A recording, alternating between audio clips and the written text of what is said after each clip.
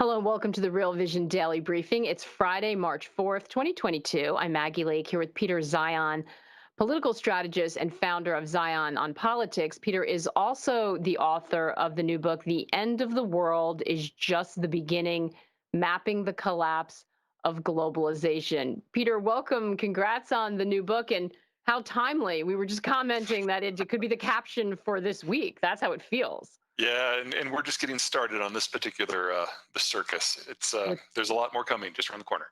Which is ominous. So very quickly, the market certainly sense that. I think, although very hard to kind of game out what's happening, we see U.S. equities which just closed down across the board. Although it does look like they're going to close off their worst levels of the day. We have the U.S. Treasury around 1.73%, really caught between these Ukraine headlines and what was a really strong job report, and an anticipation that might keep the Fed on track. Gold's up 2%. Again, benefiting from that safe haven. Currencies, interestingly, down between 5 and 6% today. So, Peter, this is actually the fourth, I believe, book in a series that you have written, supporting your thesis that the current world order is changing and that we're entering a sort of maybe a new, more chaotic period. Before we jump into specifics, can you kind of give us an overview of your thinking? Of course. So until World War II, geography was what determined economic success. You had to have access to certain points. You had to fortify your borders in certain ways, like behind mountains. In the case of Russia specifically, they've got 9 gateways to their territories, and they've been invaded through them 50 times. So what Putin's trying to do right now is plug the gateways. 2 of them, unfortunately, are on the other side of Ukraine. Now, when World War II ended, the United States told everyone that geography no longer exists. We're going to protect everyone. We're going to allow for trade among everyone. And that is what gave us free trade in the world that we know. But we did that to buy up an alliance to fight the Cold War. Cold War ended 30 years ago. We've been edging away ever since. And in the last 8 presidential elections, we voted for the guy who wanted to move away from free trade and globalization. The exception, of course, is this last one, where there was not a pro-free trader running. So that's kind of piece 1. Piece 2 is demography. Everything that you do is determined by your age. When you're 20 years in your 30s, you're having kids. When you're 50s, you're saving for retirement. Well, the whole world has aged as we urbanized and industrialized under globalization. Well, 70 years on, we now have a number of countries, Russia included, that has more people in their 60s than their 50s, than their 40s, than their 30s, than their teens. So the return to geography explains the why of what Russia's doing, and its collapsing demography explains the why now. If they don't do it now, they'll never be able to. Yeah, but closing off their borders. I mean, where was the threat of invasion? Who was invading? Today there isn't one. But like I said, they've been invaded 50 times. And they know if they don't plug those gaps now, they will lack the military to do it in the future.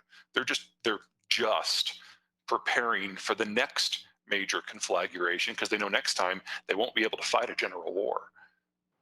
So you reject the idea that this is some sort of delusional idea of Putin's that, for lost grandeur. You think he's making a calculated decision that they're vulnerable? He's making a calculated decision, and all the rhetoric that he has used in the last week, he has used before. It's just been a while. He had some rather colorful things to say about the Chechens when he first became president back in the early 2000s.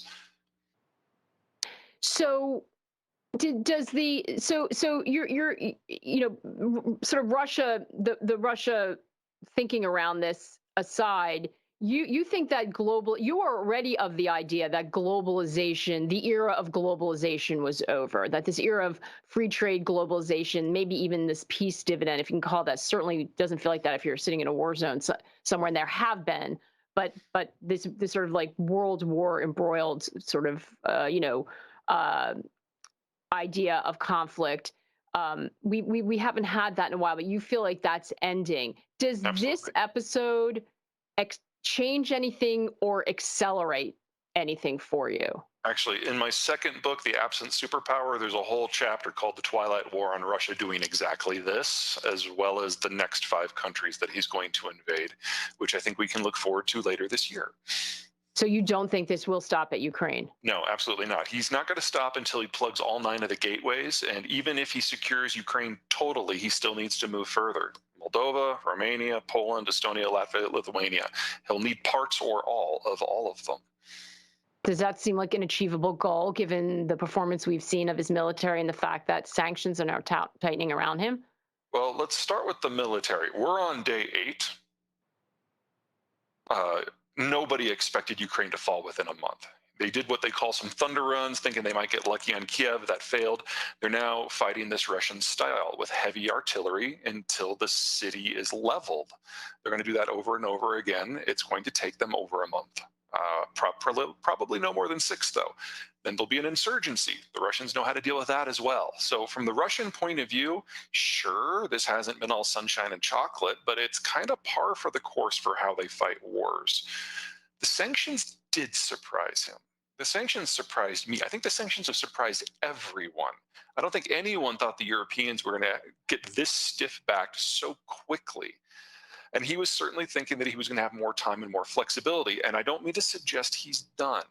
If you Mm. look at the pipeline infrastructure going from Russia to Europe, there are a couple of undersea pipelines that no one can disrupt, that you don't have to get insurance from. You don't have to worry about a shipper or a Ukrainian sapper.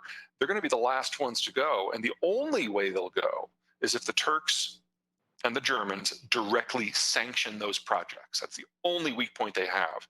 So we're going to be moving into an era here within a month where the Russians can directly and accurately go to Berlin and go to Ankara and say, look, we can leave the lights on for you, but everyone else is screwed. There's a price, of course. And that's making sure that NATO can't function. Yeah, I mean, this. By the way, we've got some fantastic questions coming in, and I am going to get to them. So it's so hard to, I think, try to make investment decisions in this situation, but there are people that are going to have to.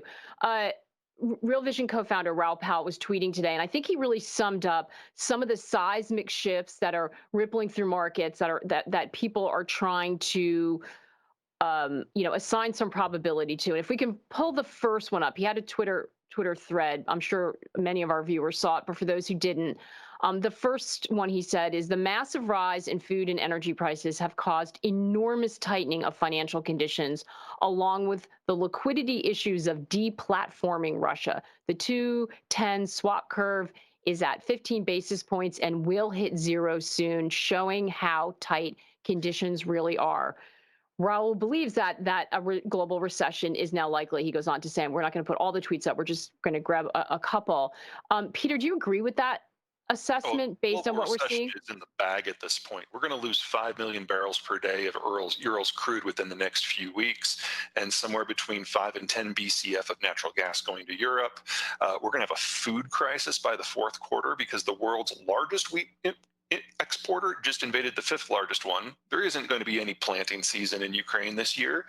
We have a phosphate fertilizer shortage because of what's going on in China. Because of natural gas prices, we now have a global nitrogen fertilizer shortage. And Russia and Belarus combined are the world's largest potash producers. So a lot of farmers the world over are not going to use fertilizer this year. So we'll have a collapse in yields. That is how a famine begins. Global wheat stores are less than 5 weeks of usage. Which is, just haunting that we're talking about a famine.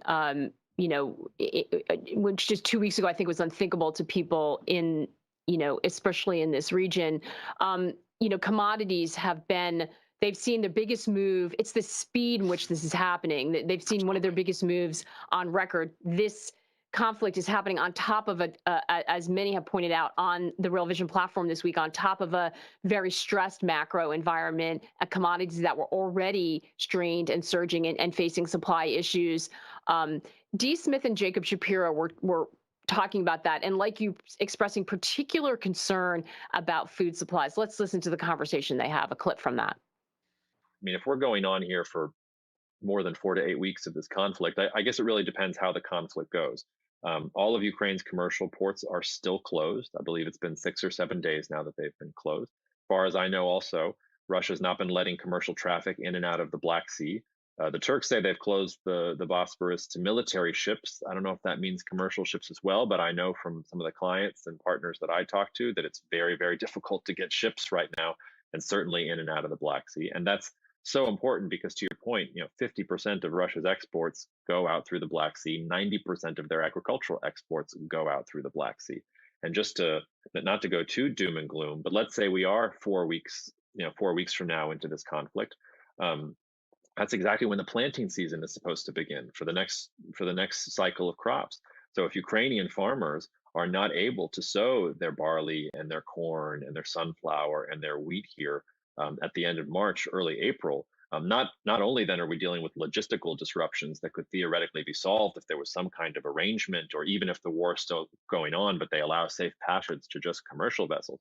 But if you get to April and Ukrainian farmers can't get to their crops, now we're talking about when you come to July and August, you're actually talking about a shortage of supply in the market itself. And the that'll hurt in Western economies, obviously. Like, we'll pay higher prices at restaurants than at the grocery store. But for countries like Turkey or Egypt or Saudi Arabia or Nigeria that depend on Russia and Ukraine for these wheat imports, I mean, that's the sort of stuff that sets off a political revolution. The Arab Spring was born in that kind of high food price thing. And I haven't even talked about energy prices yet. Because if, let's say, you don't get the Iran nuclear deal, the civil war in Libya kicks off, and then nobody wants to buy Russian oil. I mean, is there an upper limit on how high oil can get? We haven't been in a situation like that, at least since 73. And maybe that wasn't even the perfect analogy. So when you put it all together, if we're talking about multiple weeks here, we're probably, not only are we looking at hyperinflation, I think we're probably looking at a pretty severe recession brought on by high energy prices. And that full interview is on our website, out today on our website for Essential Plus and Pro tiers. Peter, I want to pick up on that, and that's why I wanted to play it, because I think Jacob brings a really interesting point about not just higher prices, but this idea of shortages, and shortages in places where it can't be absorbed. Well, it could turn to really serious social unrest, political issues. Marvin on the exchange is asking, what is the potential for food riots, as the first part of his question? He doesn't specify where, but can you pick up on that? I mean, how do you see this playing out? Conservatively, between what's going on in Russia and Ukraine and what's going on in the fertilizer markets, the price of wheat between now and the end of the year is going to quadruple. The reference that Jacob made about what happened in the Middle East was when in one region it tripled. We're talking a global quadrupling. In the places that are more exposed to these producers, it'll be significantly worse.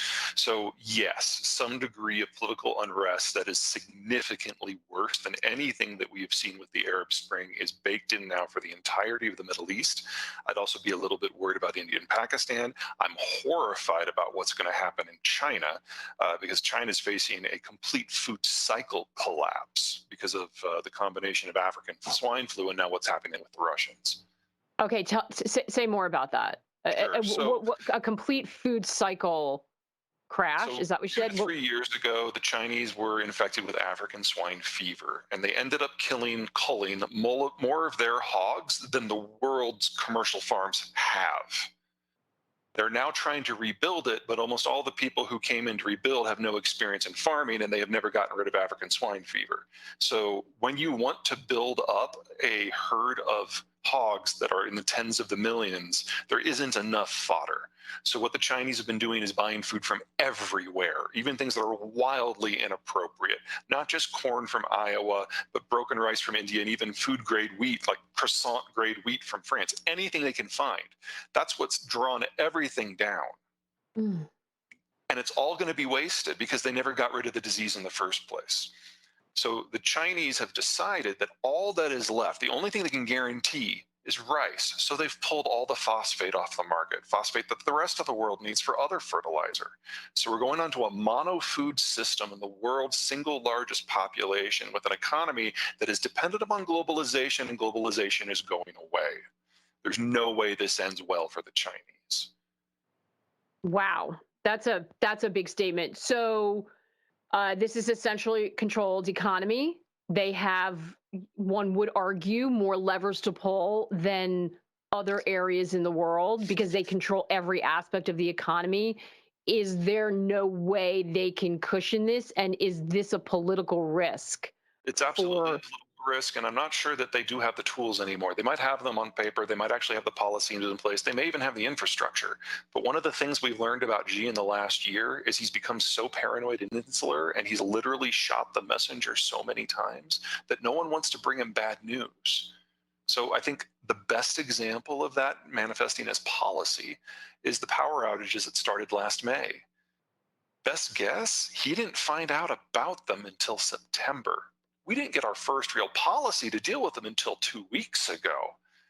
And if you've got a one man shop, a cult of personality, and the bureaucrats are afraid to bring clashing policy priorities back to the boss, the whole thing breaks down. We're certainly seeing that with their COVID policy. And of course, it doesn't help that their vaccine doesn't really work.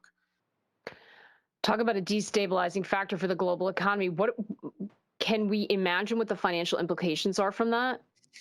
Finance is not my bailiwick, but I can hit it from the resource side, no problem. Yeah, give me anything you got, Peter. Sure. So right now, what's going on in the Black Sea and in the Baltic Sea with Russian crude is we're not dealing with a sanctions situation. What we're dealing with is whenever a country shoots at civilian shipping, as Russia has done, every maritime indemnity insurance for every vessel is null and void. So the vessels have to vacate. So we have seen probably 3.5 million barrels of Urals crude a day for the last 3 days just not get picked up. Yeah. It's not a boycott. It's not sanctions. It's insurance companies and shippers and ship captains just refusing to go there at all. And as long as this is a hot war, this is where it's going to be. So you should take any crude that was coming out of Primorsk near Petersburg or Novorossiysk on the Black Sea and just write it off. The same thing is happening for the Tengiz Chevrolet project on the Caspian in Kazakhstan, not because the Kazakhs have joined sides here, but all that crude goes to Novorossiysk as well. No one's picking it up, so it's all backing up in the pipelines. The Russians only have 80 million barrels of storage. So at current rates, you're talking less than 2 months before they have to start shutting in production. Yeah. The last time they shut in production, it took them 30 years to bring it back online. So we're not talking here about Urals going away for a week or a month. We're talking years, taking the single largest crude grade in the world and just removing it. 5% drop, we haven't seen that in relative terms since World War II. Yeah. And if you are in Europe and you were the primary user of Urals, you now have to get crude somewhere else. The next best bet for them is West Africa because they're all former colonies and there's a security and political and economic relationship. They can do that. They can pull that off. But that means none of it's going to China. So China is kind of the last man in the kick line here for all the resources disruptions that are happening, all the energy disruptions, all the food disruptions. They gave Russia, from Russia's point of view, a blank check, and now they're having to cash it, and it is not going to end well. So I have so many questions. I'm going to try to get to them, and there are many of them related. So thank you for sending these in, and keep them coming. I'll get through as many as I can. Double C asking on our site, what are your thoughts about buying, and I know you're not going to respond on a buy or sell, but buying Russian assets now, natural resource companies. No. Yeah, but let me finish it because I think this is related to what you were just saying, and I'll rephrase it. Natural resource companies with hard assets at a bargain price seems enticing. How and when will it be possible to buy things like Gazprom and Rosneft? Just to shift it to what you were just saying, this is not a short-term incident from what you're saying. If these things shut down and can't, this is a long road back if they shut in production. The companies that have left so far, Chevron, Exxon, Shell, BP, they were the ones who were responsible for bringing this stuff online. So even if nothing else went wrong and the oil kept flowing, you'd still be looking at a 50% reduction in output over the next few years because the Russians can't maintain this stuff. And every Russian bond and stock is going to go to zero, which is how things worked before globalization in a situation like this. There's plenty of historical precedent. The Russians are going to nationalize everything, and you're going to have to wait to start over with a fundamentally new government that has a different understanding of national authority and rule of law. So you have to wait for Putin to be removed from the scene one way or another, and the entire power cadre that he has spent the last 25 years building to also dissolve into something else. That is not a 5-year bet. And question part two from Marvin on the exchange. Are there repercussions from seizing oligarch properties? Does this open up the ability for Russia, when they need to declare an emergency, to seize U.S., EU assets in there? And I would tack onto that, what's the support of Putin internally in Russia? I understand they're controlling the information, but certainly the oligarchs and others know what's going on. Yeah, so there's two groups of oligarchs. You've got the ones that stole from Russia in the 1990s. Putin tamed all of those in the first half of the 2000s. And some of them are now the ones that are saying things against the war from outside of Russia. Going after their assets is all well and good. They started out as crooks. Some of them kind of reformed themselves. That's a personal or political preference. I don't think there'd be any blowback from going after those guys. The second group are called the Silivarchs. They're people who came up with Putin from the security apparatus, who then have seized other things. They are absolutely economically incompetent. And I heartily encourage everybody goes after those people's things. If you have assets in Russia and you haven't written it down to zero, I'm kind of wondering what you're waiting for, because no one's getting any of that out. As for US or EU property in Europe, that's going to be so minor, it's not going to move the needle in terms of decision making in any capital. Ralph asking, rather, I'll get to Carl's in a moment. Will Russia's population see an accelerated decline due to war deaths and food famine? How hard will they be hit? And again, does that give us any insight into Putin's ability to survive this? Does he survive this? No, that's a great question. Whether Putin will survive, I don't know. People in this part of the world tend to slip in the shower and fall in some bullets from time to time. It's entirely possible that'll happen to him. I have no inside information on that side. He's done a really good job of kind of consolidating his control of the system. So I don't think that's a high risk for him.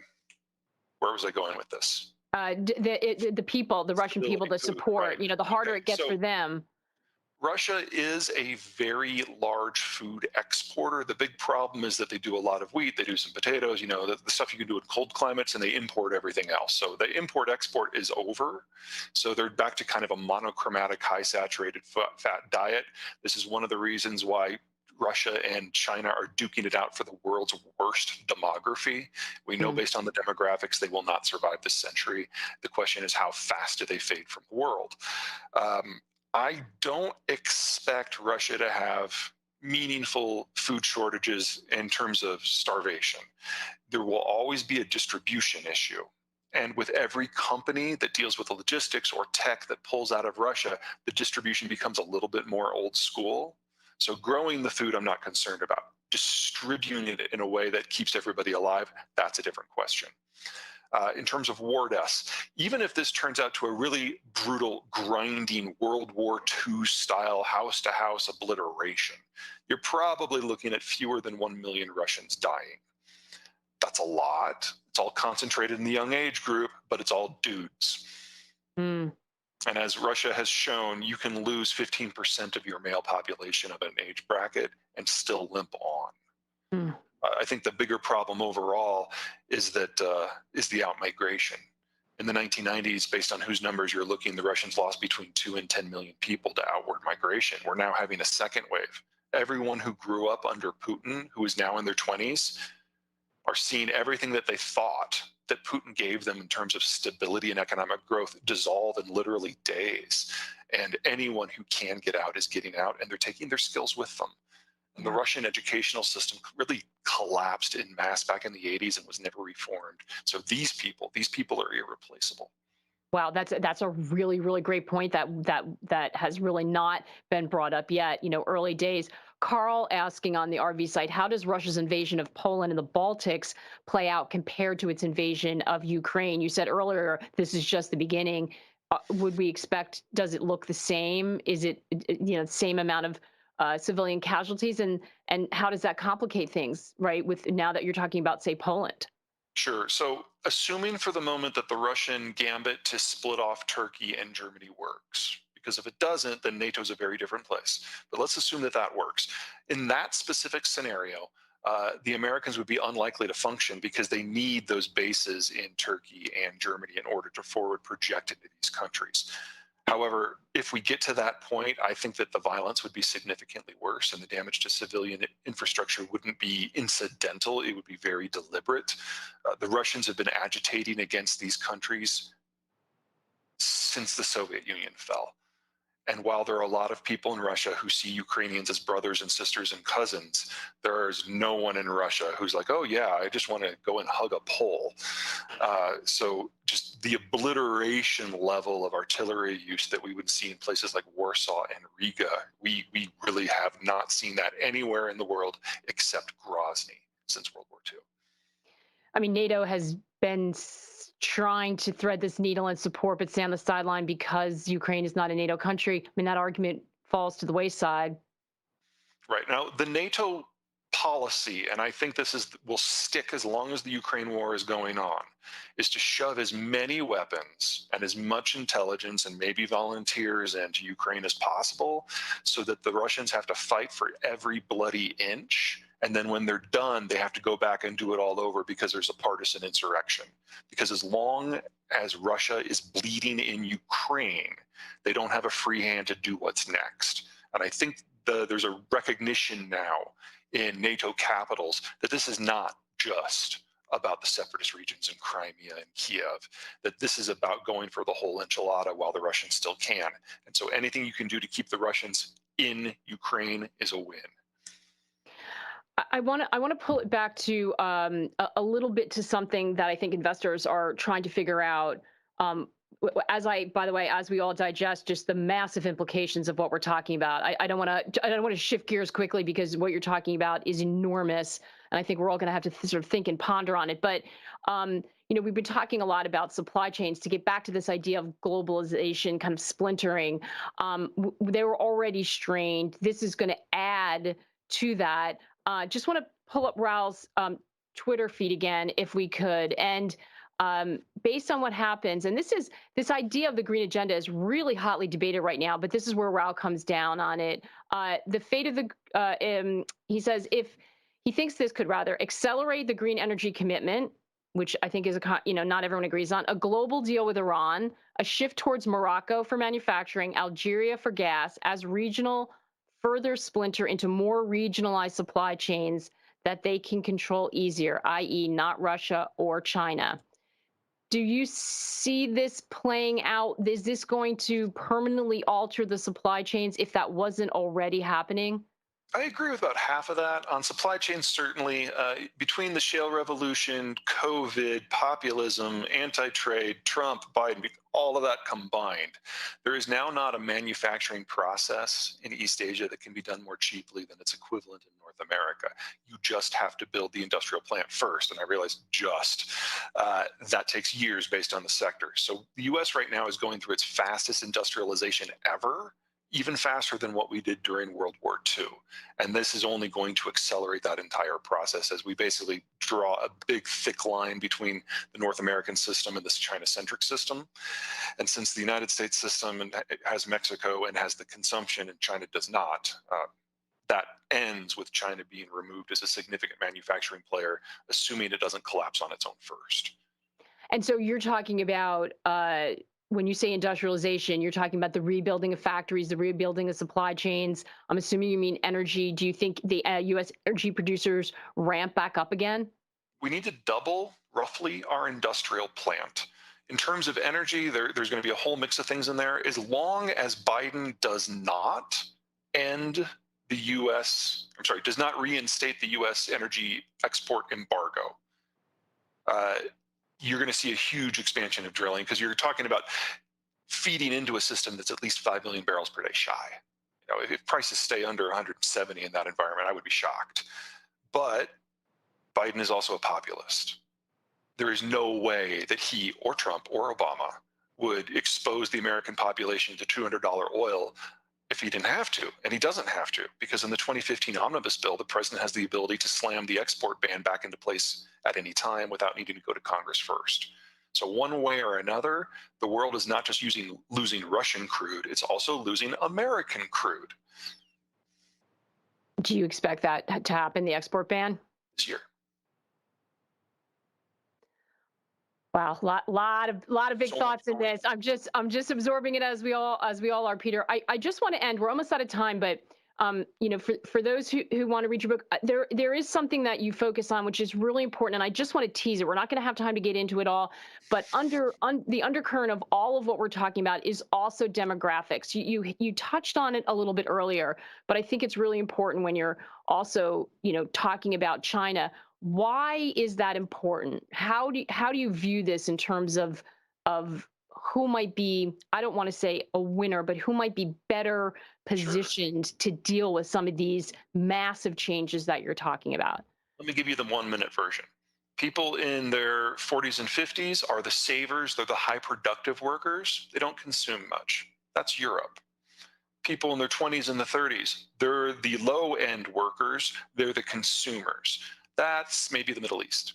And people who are in their tens and their single digits, they're the children, they're the workers of tomorrow. No one has children except for the United States, Mexico, France, and New Zealand. United Most countries States, in the world have Mexico, run out of people in France, their and New 20s and their Zealand. 30s. Most advanced countries, and especially countries that are rapidly industrialized like China and Korea, they're already into that near retiree bracket. So we know that we're facing population collapses in a number of major economies, first and foremost China, because they stopped having kids in number 40 years ago. What about It's India? What about Africa? India is more like Mexico in that it's slowed down, but there's still decades left ahead of them. The problem with Africa is that they are such a huge importer of all the things that is necessary to maintain modern life, most notably agriculture, that if you break down global supply chains, a lot of these countries are going to dissolve. What about Latin America? Latin America is a pretty good spot. They've industrialized a little late and they've urbanized even later, but as a rule, they're kind of like a step behind Mexico in terms of the health of their demography.